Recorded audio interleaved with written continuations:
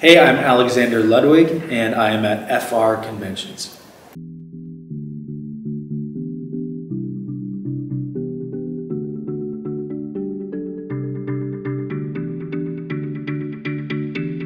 It wasn't the scale of the show that, because it was a big, it did very well at the first season, but it wasn't nearly as big as it became. What the intimidating part when you come in so young is you're working with such talented actors, and you want to make sure that that you can meet them on that level and bring everything that you're capable of bringing to it. So that was definitely intimidating. Also because the role's already been set up as a kid, you know, and Nathan, who played young Björn, did such a great job. So I wanted to make sure that I did that justice. I knew the arc of the character, so I was excited to take Björn from a boy to you know, a king. But it's it's so much fun what I do, but I also take it very seriously. So I just wanted to make sure that I did my homework and I came prepared and gave it my all.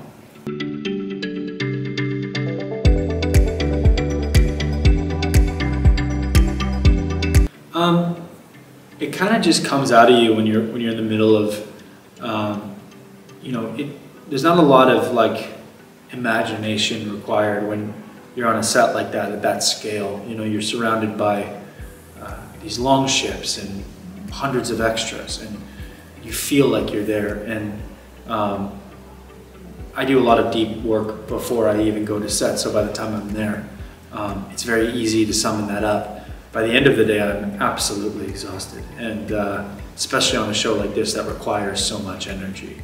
I'm not gonna lie, there was definitely days where it was really tough, but I wouldn't have changed it for the world. It was one of the great experiences of my life.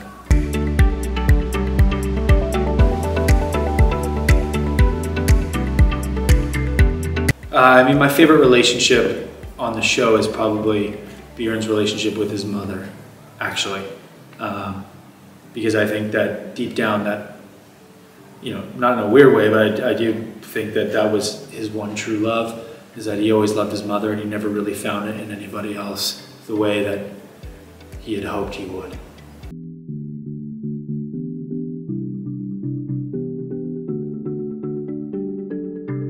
It's so magical when you're a kid, and, you know, I don't think I'll ever feel the kind of elated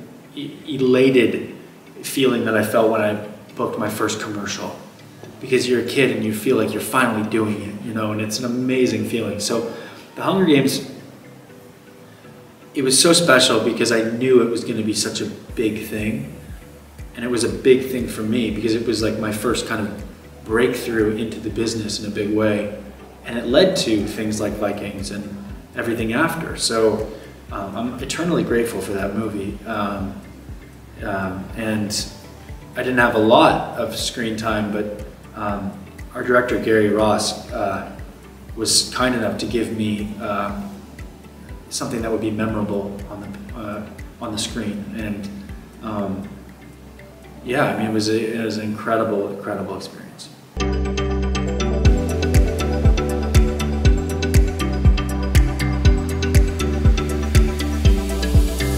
Yeah, I heard it. Yeah. I haven't seen it yet.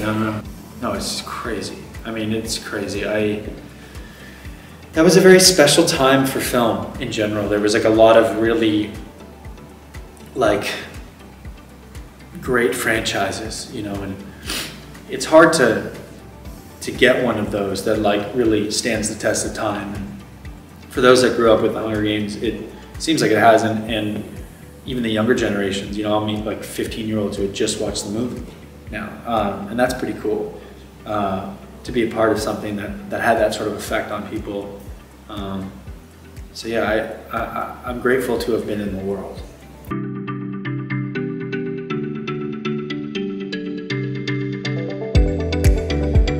I think I'm probably too old for it now, but I mean, never say never. If there was, I don't really see how that would even work, but I think that part of my life is probably done, but like, I would never be opposed to doing something in that world again. You know, I love being a part of big films that people love and that millions of people get to watch. That's always been my dream as a kid, is telling stories for as many people as I can.